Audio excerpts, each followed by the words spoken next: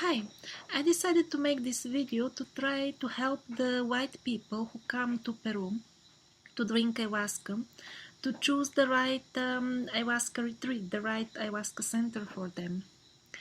I myself I live in Peru at the moment, and I've been to various centers and have worked with a really good number of local shamans privately, and I really know a lot how things go in this field of work, and I think I can be very helpful with some very practical points. First of all, do you need to go to Peru to drink ayahuasca? Maybe you will be surprised, but my personal advice is that if there are some good ayahuasca shamans in your country locally, I would actually rather advise you to drink with them if possible, and if they have a good brew. Simply because actually the Western shamans will be much nearer to the idea that you most likely have of what is a shaman. Yes, I know that this may sound confusing to some people. I may elaborate it on this point in some other video, but I promise you that this is the reality. But with one exception, I would actually recommend to one particular group of people to come down to Peru, and these are specifically the people who are coming, who are very sick and are seeking ayahuasca sessions specifically for medical treatment. And I would recommend Peru to them only in case that they can arrange private sessions or ceremonies in a very small group of maximum 3 or 4 people. And that should be with a really shaman who has many years of practice of healing people, which is actually sometimes hard to find out, because nowadays the interest in ayahuasca is good, and many people who have some sort of knowledge start working as shamans, and they tell you fairy tales that they work since 10, 20 or I don't know how many years, but actually they work since 2-3 months. So that was to start with. Do you need to go to Peru? If you have decided to go to Peru already and you are wondering which retreat exactly to choose, then you may continue listening to this video. You should know that some centers are more expensive than others, and in this regard, it's not usually you get what you pay for. But with the ayahuasca centers, it's not like this. Actually, I can tell you from a personal that those who charge much more, they're simply more famous and have much more people applying, and that's why they can get customers at such higher prices. So higher prices does not mean that the retreat is better. Actually, some centers offer much better accommodation, and if that is the reason they charge more than the others, then it's perfectly okay, that's normal. If you're thinking of choosing a particular center just because somehow you have got convinced that they have a very powerful shamans and you're still beginner in ayahuasca, I would say that most probably you're going the wrong way, because, I mean, to start with, how powerful are the shamans? It's not of big importance, because it's quite rare that the shamans will use all of their energy during routine ceremonies in some center with gringos. Usually it's not a matter of how much energy they have, but how much they want to use in the particular ceremony. Or some people I have heard, they go to a given center because their friend has been there and told them that they have the most fantastic shamans.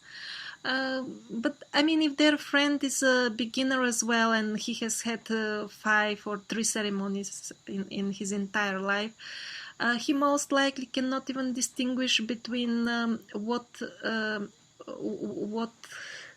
has been done by the spirit of ayahuasca itself, by the brew itself, and what kind of healing was done with the shaman. Distinguishing between these two things would take an average of, I don't know, at least 100 or 200 ceremonies of practice. So you should be aware that not all fantastic things that happen during ceremonies are because of the exceptionally good shaman. Although, of course, in some cases the shaman could be the reason. That's absolutely possible as well. But don't be misled by this type of advertising about we have the most powerful shamans.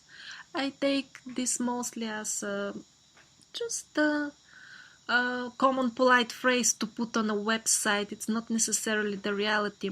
First of all, not all ayahuasca centers are created by people who simply want to help the others in their spiritual journey. Many of the centers are created with purely commercial purpose. Not all of them. Not all of them. There are all kinds of centers. So what else they will say on their website? Of course, they will say that they have the most powerful shamans in the jungle. But to be realistic, I mean, this is quite a brave statement. Who has visited all the tribes who drink ayahuasca and all the different shamans in all these countries along the Amazon basin? This is really a very vast area to cover to be able to say, yes, our shamans are the best. So this kind of statements should be taken with a bit of consideration. Okay, moving to the next point, the ceremony hall. Actually, I think this is a very important consideration to be taken. Because during ceremonies it's good to have a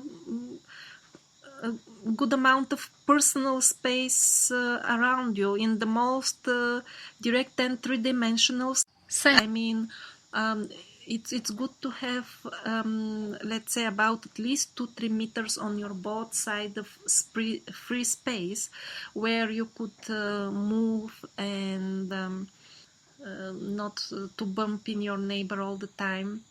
Because especially if you're a beginner, you may have difficulty walking or balancing yourself.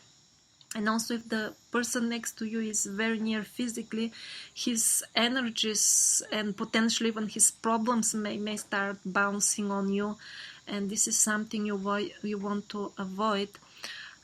So I mean, it's yeah, I know it's hard to calculate, but just get the general idea how big is their ceremony hall and how many people will be present during your ceremony, and try to see, do you have actually a comfortable space for your ceremony? I think this is a very important consideration. Moving to the next point, accommodation. Well, get sure you see pictures of the rooms, of the room you will be accommodated in. Sometimes, they send me picture of rooms that somebody else will be accommodated in, and I would be put in a kind of a dormitory. So that's possible as well. Yeah, get sure. I mean, accommodation is supposedly the thing that will cost more in your retreat. So if you get sure it corresponds to the money you pay. Definitely inquire how many people will be in your room. Because you might be kind of dizzy during your retreat, and you may have lots of things to think about, or you will surely need a lot of rest. And if you have 12 other people or even 4 or 5 in the room, that could be difficult. So get sure you know how many people will be in your room, and are you okay with that? I mean, if you are a light sleeper, think about these things. And get sure you have a proper Western style bathroom, otherwise you will have meetings with various animals and let's not to go into details. And other point is, does the retreat have a hot shower? If you're in the jungle and it's not rainy season, then it's okay, you don't need the hot water. But if it's rainy season, it gets rather cold, or if you're in the mountains. So I would advise you to look for a place with hot water, unless you enjoy bathing with cold water, of course. Okay, so the next important point is the ayahuasca brew that you will be drinking in the particular center that you may want to choose. It's sometimes it could be tricky to find out, but the most important point is it cooked locally? I mean, do they cook it in the center itself? Sometimes you may have actually difficulty finding out the truth. But I would definitely not advise you to book in with any center who doesn't cook their own brew, but they buy it from somebody in the jungle. Because why? Because first of all, if it is cooked by somebody else, it is very, very likely that it will be cooked in the aluminum pots, which I think is absolutely unacceptable when we speak about Western people drinking ayahuasca. They pay so much money, and at the end, I mean, saving on proper cooking pots, it's ridiculous.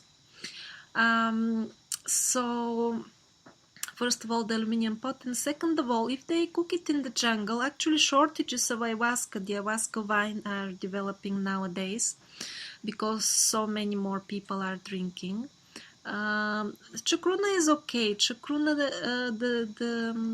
the leaves are used, and there are no shortages. There is plenty of chacruna, but the ayahuasca vine takes years to grow before it can get harvested, and the supply has been actually heavily depleted. And very few people actually are planting new plants, so it will be getting worse and worse. And to save some money on ayahuasca, actually what people who brew it commercially for sale, they put other substitute plants like coca leaves or various other things, datura, toy, which I mean in small quantity are okay for some people, not for all.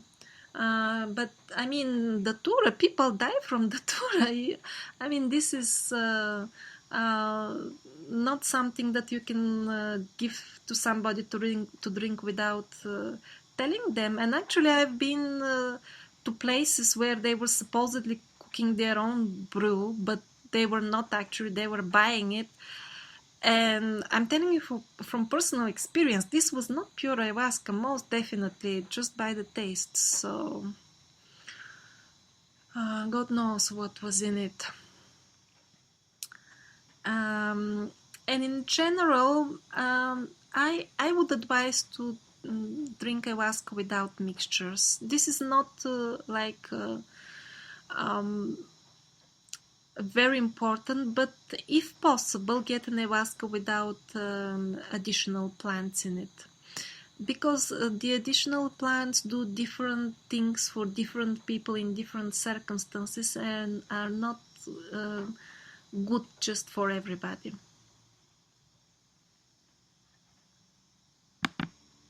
Okay, next point, the food in the ayahuasca retreat.